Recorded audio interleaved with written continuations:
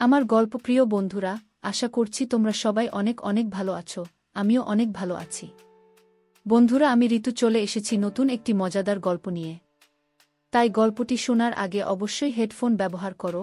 আর পরবর্তী গল্পে আমি আমার ইমো নাম্বার দিব। শুধুমাত্র যারা আমার চ্যানেলটিকে সাবস্ক্রাইব করবে তাদেরকে আমি আমার নাম্বার দিব এবং তারাই আমার সাথে ভিডিও কলে কথা বলতে পারবে। তাই দ্রুত আমার চ্যানেলটিকে সাবস্ক্রাইব করে নাও বন্ধুরা। তাহলে চলো আজকের গল্পটি শুরু করি। আমার ভাবিমা হওয়ার পর বেশ একাকিত্ব বোধ করছিলেন। তার এবং আমার দাদার মধ্যে দূরত্ব ক্রমশ বাড়ছিল। এরই মধ্যে আমি তাদের বাড়িতে যাই, আর আমাকে দেখে ভাবি খুব খুশি হন। একদিন আমি ভাবির ঘরে হঠাৎ করে ঢুকে পড়ি যখন তিনি তার শিশুকে খাওয়াচ্ছিলেন। সেদিনের ঘটনাটি আমাদের দুজনের জন্যই কিছুটা অস্বস্তিকর ছিল। আমি পরিস্থিতি বুঝতে পেরে দ্রুত ক্ষমা চেয়ে বেরিয়ে আসি। এক রাতে ভাবি হঠাৎ আমার ঘরে আসেন। আমি বুঝতে পারলাম তিনি মানসিক চাপে আছেন। কিছু না বললেও তার চোখে ক্লান্তির চিহ্ন স্পষ্ট ছিল। তিনি বললেন, আমার দিনগুলো খুব কঠিন যাচ্ছে, একটু মানসিক সমর্থন দরকার। এরপর তিনি এসে আমার পাশে বসেন। আমরা কিছুক্ষণ কথা বললাম। আমি তাকে সান্ত্বনা দেওয়ার চেষ্টা করলাম। সেই রাতটি আমাদের সম্পর্কের জন্য নতুন একটি অধ্যায়ের শুরু ছিল, যেখানে সহানুভূতি আর বন্ধুত্ব আরও গভীর হয়। আমার ভাবি ছিল অনেক সুন্দর দেখতে। তিনি সব সময় মডার্ন ড্রেস পরতে ভালোবাসত। বিয়ের পর তিনি একটু স্বাস্থ্যবান হয়ে যায়, যা তাকে আরও বেশি আকর্ষণীয় করে তুলেছিল। বন্ধুরা, আজকের গল্পটি অনেক বেশি স্পেশাল, তাই কেউ মিস করবেন না। দয়া করে গল্পগুলো ভালো লাগলে ভিডিওটি লাইক, শেয়ার এবং চ্যানেলটি সাবস্ক্রাইব করো প্লিজ। আমি অনেক দিন পর আমার দাদার বাড়ি যাচ্ছিলাম। সেখানে যাওয়ার আগে জানতাম না যে দাদার স্ত্রী আমার সাথে এমনভাবে সম্পর্ক গড়ে তুলবেন, যা আমাদের দুজনের জন্যই ভালো হবে। তাদের বিয়ের পর থেকে আমি আমার ভাবির সাথে খুব কমই দেখা করেছিলাম। মাঝে মাঝে দাদার ফোনে কথা হলেও ভাবির সাথে তেমন যোগাযোগ ছিল না। দাদার একটি ছেলে হয়েছে, এখন তার বয়স 6 মাস, কিন্তু আমি এখনও ছেলেটিকে দেখতে যেতে পারিনি। তাই কিছুদিনের জন্য সময় বের করে দাদার বাড়িতে যাওয়ার সিদ্ধান্ত নিলাম। বাড়িতে পৌঁছানোর পর প্রথমেই আমার ভাবির সাথে দেখা হলো। প্রথমে তাকে চিনতে পারিনি, কারণ তিনি এখন অনেকটাই পরিবর্তিত, বেশ মোটা হয়ে গেছেন। এরপর ধীরে ধীরে তাকে চিনে ফেললাম। আমি তাকে জড়িয়ে ধরলাম এবং তার বাচ্চাটির সাথে অনেক মজা করে খেললাম। সন্ধ্যায় যখন দাদা বাড়ি এলেন এবং আমাকে দেখলেন, তখন তিনি খুব খুশি হলেন। আমার দাদা রাহুল দা আমাদের পরিবারের বড় ভাইদের মধ্যে একজন ছিলেন। আমি ছিলাম পরিবারের সবচেয়ে ছোট চাচার ছেলে, আর রাহুল দা ছিলেন সবচেয়ে বড় চাচার ছেলে। ছোটবেলায় রাহুল দা আমাকে অনেক ভালোবাসতেন, আর পরিবারের ছোট হওয়ায় সবাই আমাকে আদর করতেন। এখন ভাবি যে আমাকে এতটা যত্ন নেবেন, তা আমি ভাবতেও পারিনি। 2 দিন দাদা ও ভাবির সাথে থেকে আমি বাড়ি ফিরতে প্রস্তুতি নিচ্ছিলাম। ঠিক তখনই ভাবি আমাকে থামিয়ে দিলেন। তিনি বললেন, বাচ্চা হওয়ার পর থেকে আমি কোথাও যেতে পারিনি। যদি তুমি আরও কিছুদিন থেকে যাও তাহলে আমার কিছুটা সাহায্য হবে। তোমার দাদাও কিছুদিনের জন্য বাইরে যাচ্ছেন, তখন তুমি থাকলে আমার জন্য ভালো হবে। আমি তখনই আমার পড়াশোনার পরীক্ষা শেষ করে দাদার বাড়ি এসেছিলাম, আর ছুটিও ছিল। তাই আমি সিদ্ধান্ত নিলাম যে কিছুদিনের জন্য সেখানে থেকে যাই। ওই শহরে আমার কিছু বন্ধুও ছিল, যাদের সাথে দেখা করার ইচ্ছা ছিল। সেই দিন আমি আমার ঘর থেকে স্নান করে বের হলাম। যেহেতু দাদার বাড়িতে থাকার পরিকল্পনা করিনি, তাই বেশি কাপড়ও সাথে আনিনি। আমি দাদার টি-শার্ট খুঁজে বের করার জন্য তার ঘরে যাওয়ার সিদ্ধান্ত নিলাম। ভাবিকে সেখানে কোথাও দেখলাম না, আর দাদাও তখন ঘরে ছিলেন না। মনে হলো ভাবি হয়তো রান্নাঘরে ব্যস্ত, আর দাদা কোথাও কাজে ব্যস্ত ছিলেন। ভাবিকে কাজ থেকে ডেকে আনা ঠিক মনে করলাম না। সাধারণত সবার কাপড় আলমারিতে থাকে, তাই আমি নিজেই দাদার একটি টি-শার্ট নিয়ে নেওয়ার সিদ্ধান্ত নিলাম। আমি দাদার একটি টি-শার্ট পরে নিলাম এবং আয়নার সামনে দাঁড়িয়ে নিজের চুল ঠিক করতে লাগলাম। কিছুক্ষণ পর হঠাৎ পেছন থেকে একজন আমাকে জড়িয়ে ধরলেন। ভাবি হয়তো ভুল করে আমাকে দাদা মনে করে আলিঙ্গন করলেন। আমি দ্রুত তার হাত থেকে নিজেকে ছাড়ানোর চেষ্টা করলাম, কিন্তু তিনি তখনও আমাকে ছাড়তে চাইলেন না এবং আরও শক্ত করে জড়িয়ে ধরলেন। ঠিক তখনই দাদা ঘরে ঢুকলেন এবং ভাবিকে আমাকে জড়িয়ে ধরতে দেখে তার চোখ বিস্ময়ে বড় হয়ে গেল। দাদাকে দেখে ভাবি হঠাৎ পেছনে সরে গেলেন এবং বললেন, তুমি যখন দরজায় দাঁড়িয়ে আছো, তবে তিনি কে? আমি তখন ঘুরে দাঁড়ালাম, আর ভাবি আমাকে দেখে হতভম্ব হয়ে বললেন, তুমি তো রাহুলের টি-শার্ট পরে আছো, তাই চিনতে পারিনি। দাদা এবং আমি দুজনেই এই ঘটনাটি মেনে নিলাম, কারণ আমরা বুঝতে পেরেছিলাম এটি নিছক একটি ভুল বোঝাবুঝি। এরপর দাদা আর কিছু না বলে ঘর থেকে বেরিয়ে গেলেন, আর আমিও সেখানে থেকে সরে এলাম। আমি ঘর থেকে বেরিয়ে যাওয়ার সময় ভাবি আমার দিকে তাকিয়ে মৃদু হাসলেন। ভাবি কি বোঝাতে চাইছিলেন তা তখনও বুঝতে পারলাম না। দুপুর থেকেই দাদা বাইরে যাওয়ার প্রস্তুতি নিচ্ছিলেন, কারণ রাতে তার ফ্লাইট ছিল। রাত 9টার দিকে তিনি ফ্লাইটের জন্য বেরিয়ে গেলেন। এর পরের কয়েকদিন আমি, ভাবি আর তাদের ছোট সন্তান বাড়িতে একাই ছিলাম। দাদা চলে যাওয়ার পর থেকে ভাবির আচরণে কিছুটা পরিবর্তন লক্ষ্য করলাম। সেদিন রাতে তিনি বললেন বাচ্চাটি ঘুমাতে পারছে না, তাই তাকে আমার ঘরে নিয়ে এলেন। বাচ্চাটিকে আমার কোলে রেখে তিনি একটু কাজ সেরে আসবেন বলে চলে যান। কিছুক্ষণ পর বাচ্চার খেলনাটি হাত থেকে ফসকে মাটিতে পড়ে গেল। খেলনাটি তুলতে গিয়ে তিনি নিচু হলেন, আর তখন তার শাড়ির আঁচল সামান্য সরে গেল। কিন্তু আঁচল ঠিক করার চেয়ে তিনি খেলনাটি তোলার দিকে বেশি মনোযোগ দিলেন, যা দেখে আমি একটু অস্বস্তিতে পড়লাম। পরে তিনি খেলনাটি তুলে আঁচল ঠিক করে নিয়ে বললেন, আজ সারাদিন রাহুলের যাওয়ার প্রস্তুতিতে ব্যস্ত ছিলাম, খুব ক্লান্ত লাগছে। এখন একটু বিশ্রাম না নিলে ভালো লাগবে না। এখন স্নান না করলে আমার মনের প্রশান্তিও হবে না। তুমি কি একটু সময়ের জন্য তোমার ভাতিজাকে সামলাতে পারবে? আমি সম্মতি দিলাম এবং ভাবি বাচ্চাটিকে রেখে স্নান করতে চলে গেলেন। আমি বাচ্চাটির সাথে খেলতে থাকলাম। কিছুক্ষণ পর বাচ্চাটি কান্না করতে শুরু করল। হয়তো ওর খিদে পেয়েছিল। আমি তাকে নিয়ে ভাবির ঘরে গেলাম, দেখলাম ভাবি চুল শুকাচ্ছেন। আমাকে দেখে তিনি বাচ্চাটিকে আমার হাত থেকে নিলেন। আমি ঘর থেকে বেরিয়ে আসতে যাচ্ছিলাম, ঠিক তখন ভাবি বললেন, আমার মাথা খুব ব্যথা করছে, মনে হয় না চুল ধোয়া উচিত ছিল। ভাবি মাথা ব্যথার কথা বললেন, তাই আমি রান্নাঘরে গিয়ে তার জন্য একটু আদা চা বানিয়ে নিয়ে এলাম। নিজের জন্য 1 কাপ বানালাম, কারণ চা আমার অনেক দিনের সঙ্গী। ডিগ্রি পড়ার সময় রাত জেগে পড়াশোনা করতাম, তখন থেকেই চা পানের অভ্যাসটা লেগে গেছে। 2 কাপ চা নিয়ে ভাবির ঘরে ফিরলাম। তখন দেখলাম ভাবি বাচ্চাকে খাইয়ে দিয়ে শুয়ে আছেন।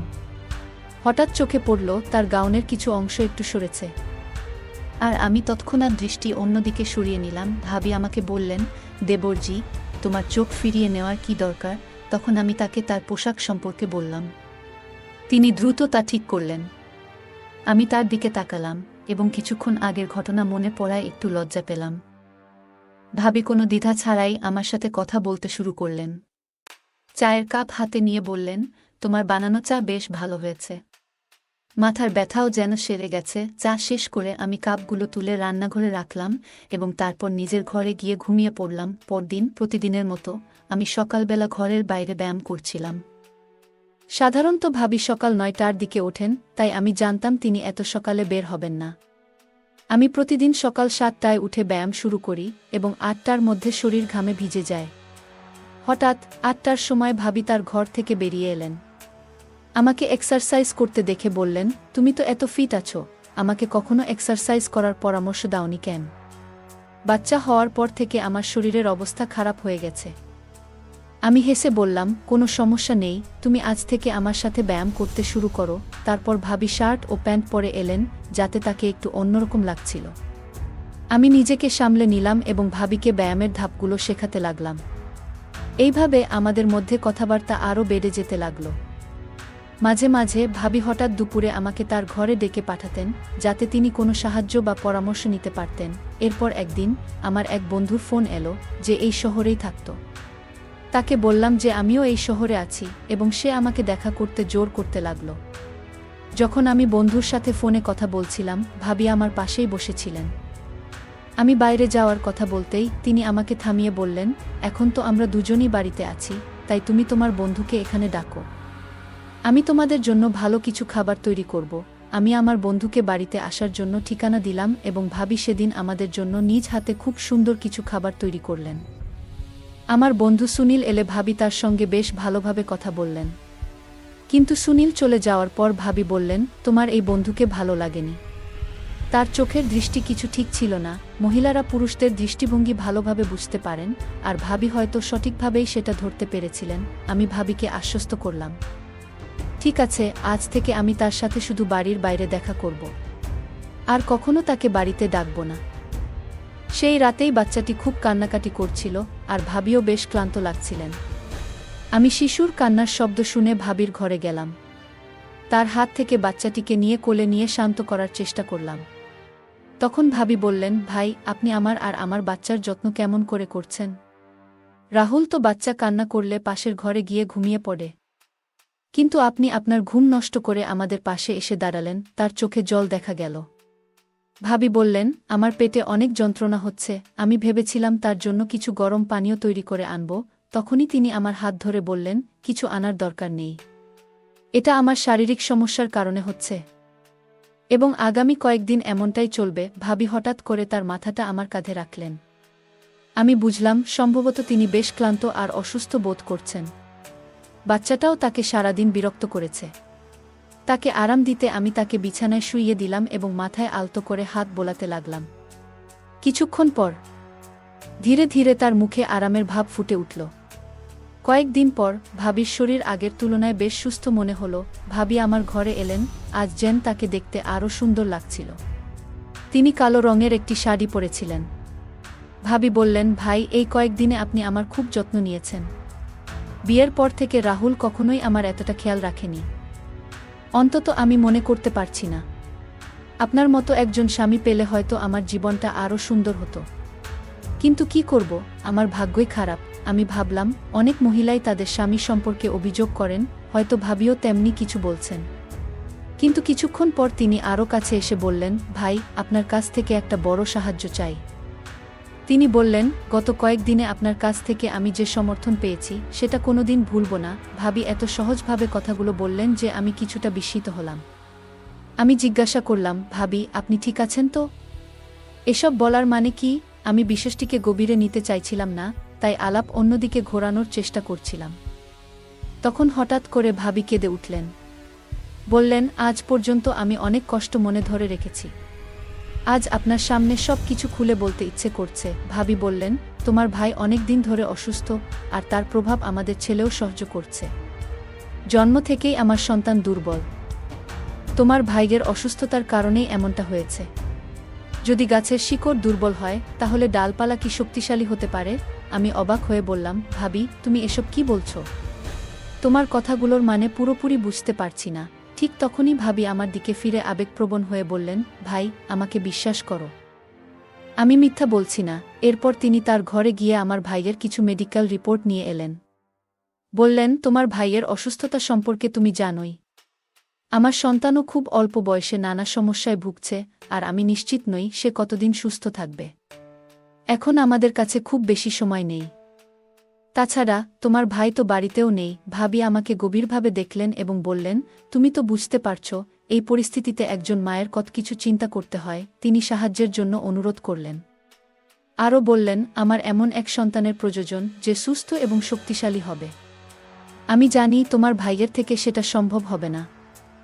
ভাবিকে তখন খুব চিন্তিত দেখাচ্ছিল। আমি একবার তাকিয়ে দেখলাম, তার মধ্যে এক ধরনের বিশেষ কিছু ছিল যা আগেও আমার মনে কল্পনা এসেছে। যেন তিনি একজন খুবই সুন্দর এবং গুণী মহিলা আমার সামনে দাঁড়িয়ে আছেন। আমি মনে করলাম, এই সময়ে তাকে মানসিকভাবে সাহায্য করা দরকার, এবং তাই তার পাশে থাকার সিদ্ধান্ত নিলাম।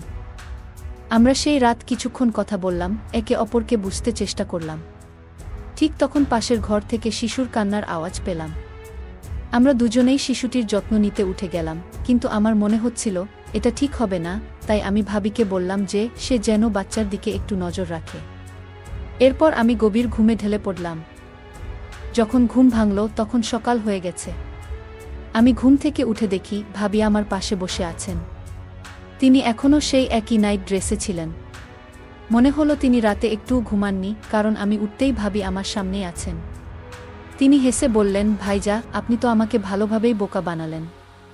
আপনি রাজি বলার পরেও সরাসরি ঘুমিয়ে পড়লেন। আমি তখন তাকে আলতো করে বললাম, আমাদের জন্য সময় আছে, মাত্র একটা দিন নয়, সামনের 15 দিন আমাদের জন্যই রয়েছে। মনে রেখো, আমরা একে অপরের পাশে আছি। ভাবি নিজে থেকেই আমার দিকে এগিয়ে এসেছিলেন, তবে আমি বুঝেছিলাম এর আগে আমাকে কিছু মানসিক প্রস্তুতি নিতে হবে, কারণ এই অভিজ্ঞতা আমার জন্য নতুন ছিল।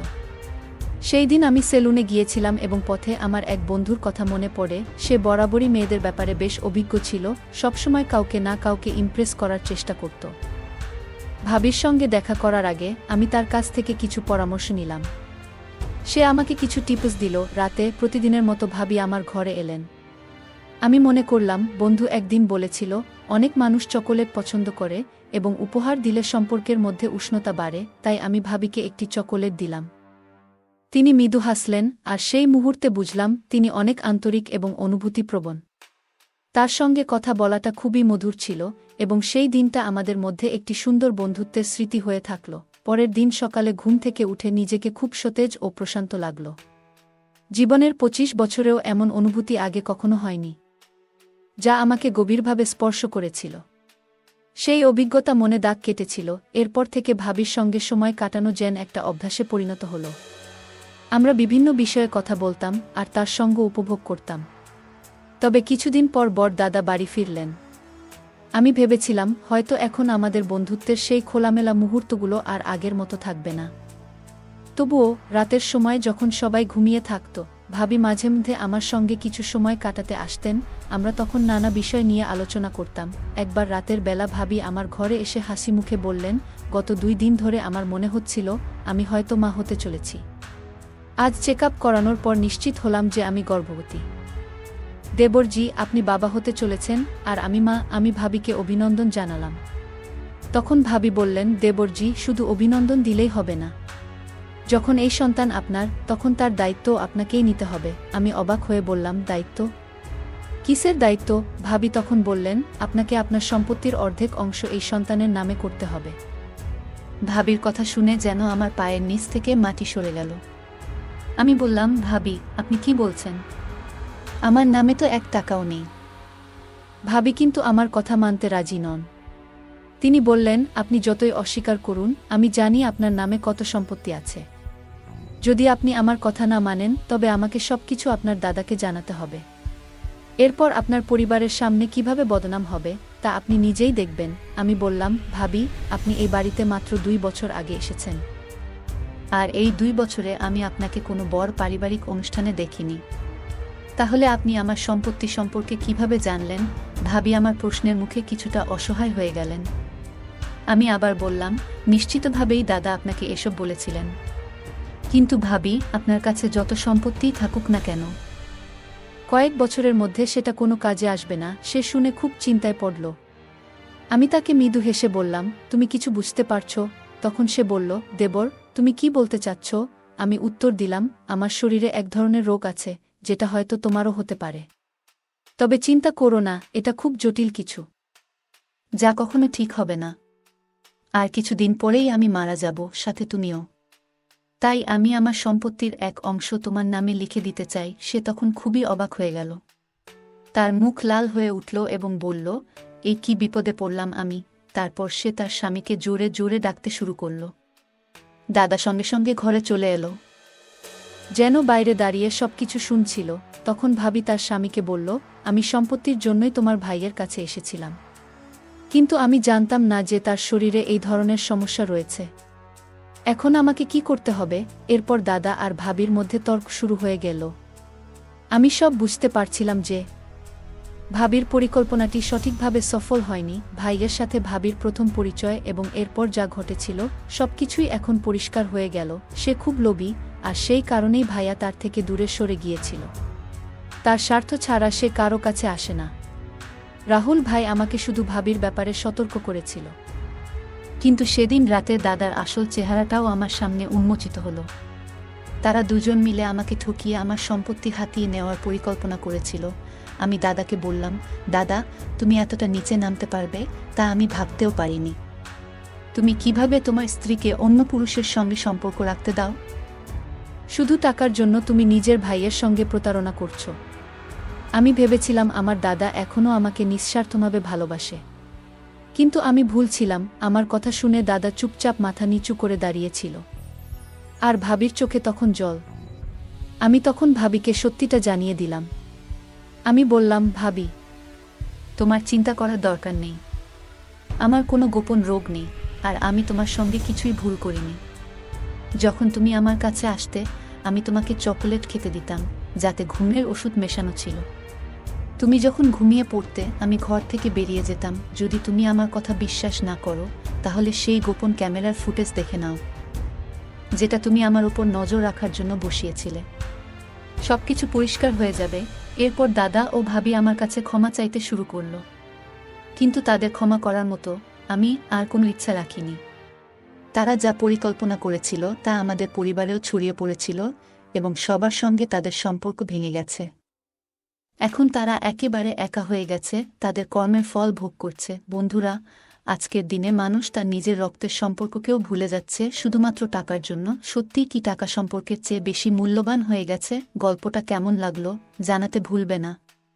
আরও মজার মজার রোমান্টিক গল্প শুনতে চাইলে ভিডিওটি লাইক, শেয়ার এবং চ্যানেলটি সাবস্ক্রাইবই করতে এবং বেল আইকনটি ক্লিক করতে ভুলবে না। ধন্যবাদ বন্ধুরা, আজকের গল্পটি এখানেই শেষ করলাম। যারা পুরো গল্পটি শুনেছেন তাদের সবাইকে আন্তরিক ধন্যবাদ। আর হ্যাঁ, সবাই আমার চ্যানেলটা সাবস্ক্রাইব করবেন। যারা সাবস্ক্রাইব করে রাখবেন, পরবর্তী ভিডিওতে আমার ইমো নাম্বার দেয়া হবে। তারা চাইলে আমার সাথে ভিডিও কলে কথা বলতে পারবেন।